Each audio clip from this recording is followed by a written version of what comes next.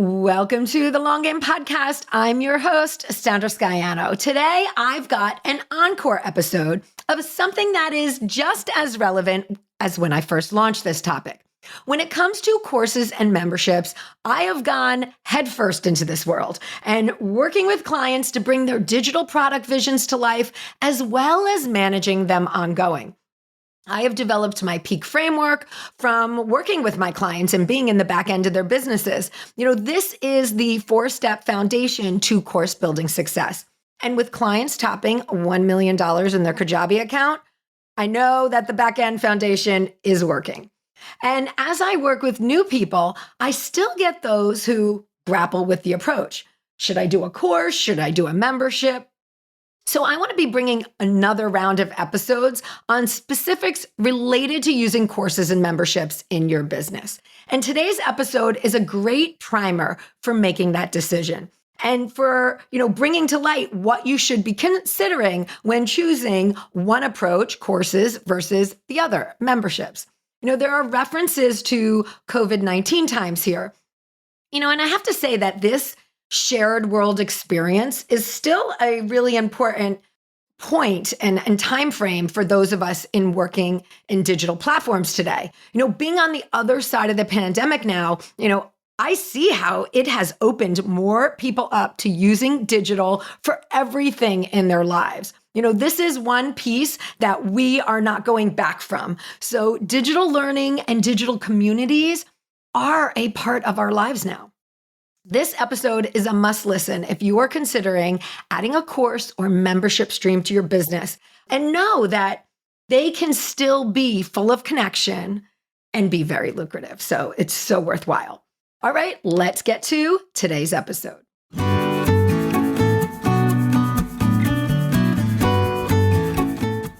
You're listening to the Long Game Podcast with Sandra Scaiano. In a world where everyone is doing, it's easy to get lost in a sea of comparison, secret tricks, and promises of overnight success. The long game is my approach to business, the actual day in and day out philosophy that you have to show up, you have to do the work, and there's no quick fixes for long-term success. I'm a web designer, digital strategist, and energetic thinker, and I'm here to share the process and lessons I experience with my clients daily who are going through the same struggles of building a business as you are. We'll hear from successful entrepreneurs sharing their long game strategies, and I'm fun, so we're going to have a little fun along the way too. Thanks for being here. Let's get to today's episode.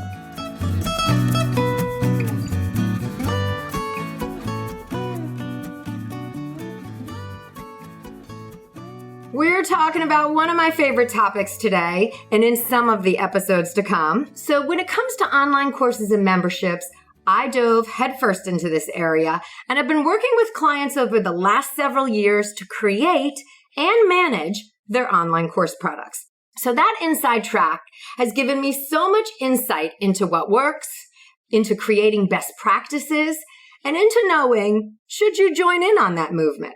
And this reminds me of the question I asked Penny in the recent Pinterest traffic driver episode of, is it too late to hop on the Pinterest bandwagon? It's the same thing with podcasts. They've exploded over the past few years. And it's the same thing with online courses and memberships. They've exploded. And it's the same answer. The answer is no, it's not too late. So I want to reference the Women in the Workplace 2020 report, which was created by McKinsey & Co. and leanin.org, which is the Sheryl Sandberg organization. They've done an extensive study on how women in particular have been impacted this year by COVID-19 in relation to their work. And they've done these studies and reports. They've published these since 2015. So there's a lot of years of data to compare to. And here's some of their findings. So when it comes to COVID-19, women in particular have been negatively impacted. Women, especially women of color, are more likely to have been laid off or furloughed during the COVID-19 crisis, stalling their careers and jeopardizing their financial security. And the pandemic has also intensified challenges that women already face when it comes to working. Working mothers have always done a double shift, a full day of work followed by hours spent caring for children and doing household work. And the supports that made this possible for women, including school and childcare, have been upended. And as a result of these dynamics, This is amazing. 1 in 4 women are contemplating what many would have considered unthinkable less than a year ago. Downshifting their careers, leaving the workplace, and in our case, figuring out how they can do it differently. Now, many of us are already on our entrepreneurial journeys, but that doesn't mean we haven't been affected in much the same way as the report points out. So many women now are opening themselves up to the possibilities that can come from digital courses and memberships. As my focus the past few years, I want to share what can be, what can come from this. And I want to help educate you on making a transition or adding a digital course revenue stream to your life and your biz. I will also say that in addition to this year being huge for online education from people who were established, those with products already established and known, they did very well. But I'm also seeing a number of people who were just starting and launching their products doing well. And I'm also seeing women who are keeping their full-time positions while they develop a side revenue stream. And they have a vision of what this can be in 5 years and maybe leaving their jobs for that. So, digital courses and memberships are a thread that are running through women in any type of workplace. So now is the time to take the ideas that you have swirling around and put them into motion. Action, it moves you forward, no matter how small the act. And 6 months from now, you're going to thank me. We all have an expertise, an area of focus that we know like the back of our hand. If I were to say to you, I'm tossing you into the spotlight, give a presentation tomorrow, what would you talk about? That's a very good place to start right there. When the fallout from COVID-19 happened, we were all in a flurry with pivoting and making adjustments and leaning on digital for our normal lives. Zoom became the norm for those who had never heard of it before. Friends are still getting together via Zoom to stay in touch. And all this has given me a front row seat to experience how digital courses and memberships are increasing. And now that so many people are comfortable with Zoom and other technologies like that, online technologies, it's broken a further barrier of people being turned on to digital consumption. I've seen clients sell their programs in what was originally thought of as a tough marketplace. I saw that people were looking for solutions. They were looking for entertainment, for education, for ways of bettering themselves. They were using their downtime and buying digital courses and buying into memberships. And all of this has created a shift in the mindset of the consumer. Consumers now, they like being part of an online community. They understand how to access an online product, and they are enjoying the user experience digitally. It's mainstreaming digital course and membership consumption so much more. And this introduction, this is something that we can't go backwards on. You cannot put the water back in the faucet. It's out and it's running like a river. We are all familiar with memberships like Netflix and Amazon. And in part because of these, we are becoming more comfortable with getting our entertainment and education online. And we're also becoming more comfortable with navigating a digital interface. This is for those groups who may have not considered themselves as techie. They're now more inclined to use this technology. So we know now that there's an eager audience and an understanding of digital products by consumers. So let's start at the beginning. What's the difference between a course and a membership? I know you want to know. So an online course, we're going to start with that. An online course is learning that is taking someone through a process from a starting point to an end point. Now the end point of a course may not be the end all and be all of a topic, but the course has a definitive end. Courses have the ability to be a great way to service bite-sized learning and understanding of a singular topic. Or they can be more comprehensive, as in these large signature courses, and they can completely cover a topic or a process. Courses have a set one-time fee, and those might be broken up into payments, but the fees aren't ongoing. It's a one-time fee or payments. And courses have the ability to have extras and add-ons, things like live components. You might have a weekly call and you can have an add-on of a community. So there can be a Facebook or other platform group associated with the course to give a place for questions and connection. For many courses, access to the instructor through a live component and the community itself, those are huge selling points. So the course, it's an opportunity to meet and mingle with others who have an interest in a particular subject. Content in the course, it's broken down into weeks or lessons or modules, things like that. So if you're doing an 8-week course, you get new learning each week, unless, that's if it's a weekly type of content that's dripped out to you. You could also have all access open and be able to just binge watch it. But the content is broken down into a mix of videos or text and even PDF downloads to support ideas and share additional resources. I love that a course is a process. And this is a great starting point thought for anyone who is even considering creating an online course. What is your process? That process is key to what you can teach. What can you help others to know? Oh, and one last point about courses is that you can decide how long your students have access. Courses allow you to dive into content during a certain time frame. It's up to you how long you give access to. Some people who sell these big signature courses in the entrepreneurial world give lifetime access. And this allows for you to join in on the course the next time it runs and have access to updates to the information. Some only give you access to the season that you purchased. So you don't get the updates, but you always get the content that you purchased. And some put a time limit on it, like how long you can only access the information for a certain amount of time. And there's no wrong answer here, but it's something to consider while you're building out your online course business. All right, let's talk memberships. So the membership structure is a bit different than a course.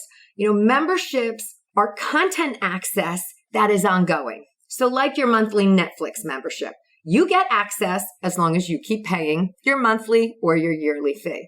And memberships are just a cool thing for a business. They give you the ability to build on knowledge, since they are ongoing. A membership can be a standalone entity, or it can be a what's next after you take a course. So courses give you the information, and memberships allow for absorption and implementation. Think about it. You go by week in a course, and you're following along, you get it. But the real understanding comes from when you're doing, and that needs more time than the 1 week allotted.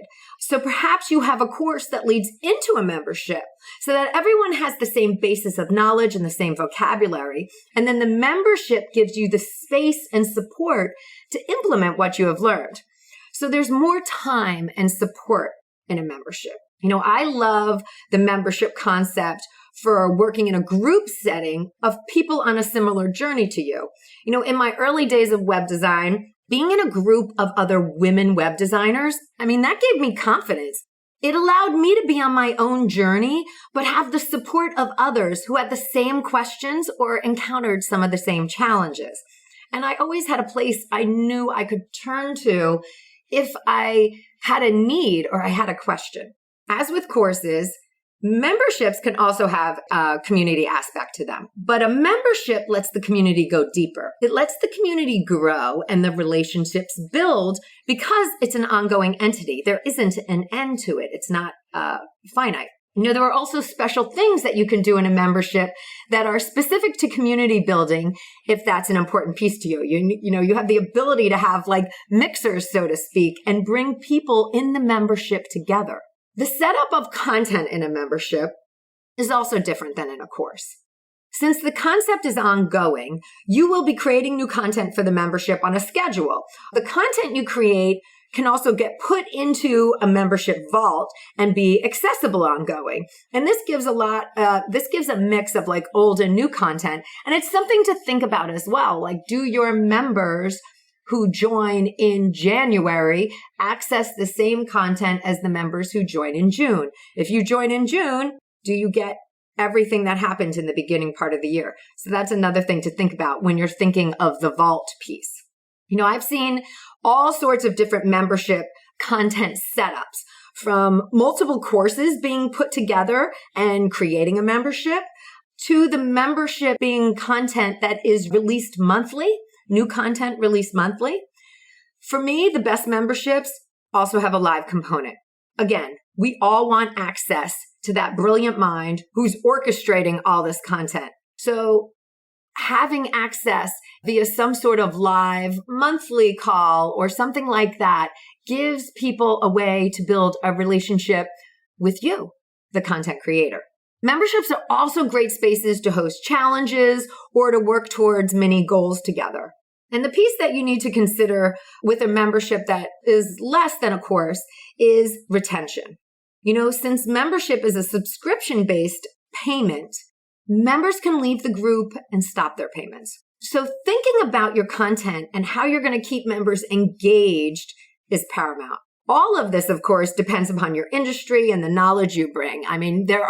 Depending on what industry you're in, you might incorporate different elements that are going to engage your members in a way that would be different if they were in another industry. Or there may be ideas that you can bring for community engagement in a membership site that are different based on the needs of your community and why they are there.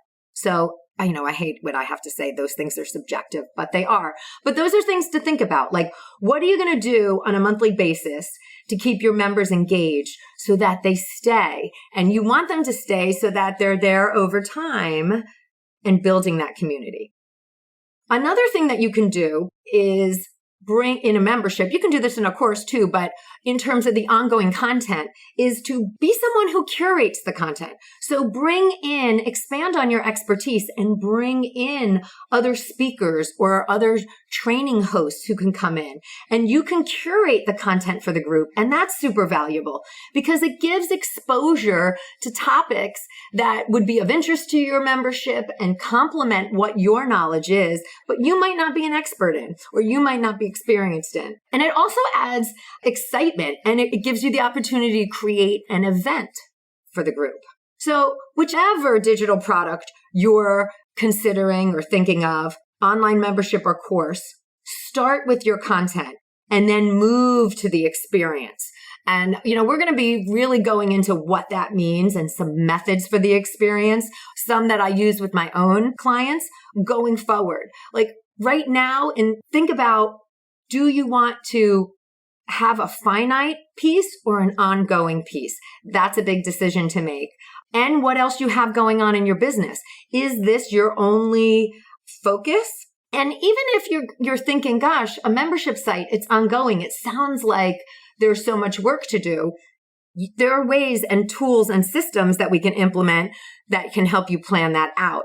But I do want to say, none of this happens hands off. Any successful course or any successful membership site takes work and involvement from you, because that's really why people are coming. People are coming for your connection and your expertise, and they want that relationship. So I find that the most successful courses and memberships are where the course creator themselves is super involved. So, yes, it's possible to start these things on the side. And then as they grow, you're going to weave more of your time into them. I do want to just dispel a myth of the passive income. You hear that term being tossed about. Passive income. I'm going to get some passive income. I don't believe that there's such a thing. The long game is about building relationships, and you do that by being involved and engaged with the people in your course and in your membership. So a passive income piece is something that's completely hands off. And I don't even think that exists, honestly, because everything needs some kind of maintenance. Even if you're putting a PDF up for sale, you've got to have some sort of interaction with it. So let's just dispel that myth right now. Okay, so when you start with content and providing value, I'm going to say that over. When you start with content and providing value, it allows you to build and sell something you can authentically stand behind. And like everything else we talk about here, it's the long game. Your work is going to evolve and grow, and your community is going to ask questions that'll spark new ideas in you. And they're also going to make requests for certain things from you. I love to be able to help people take their expertise and create a product that they can monetize, a product that they can change the trajectory of their life with, or change the direction of their work situation, or of how they want to interact with the world and how they want to share the gifts. And all these things are possible with online courses and memberships. So next week, we actually have someone who is coming on to talk about finding your strengths. And that goes really well with what we're into this course membership piece, because a lot of people say, what should I be doing? Well, look at your process, look at your methods, and we'll talk next week about finding your strengths. So if this episode helped you and gave you some insight, share it with your friends and hop onto iTunes and leave a review. I'd love to hear what you think. See you next week. Thanks for joining me today. You can access more info in the show notes at thelonggamepodcast.net. If today's show connected with you in some way, please share it with your friends or hop on iTunes and leave me a review. Until next time, keep playing the long game.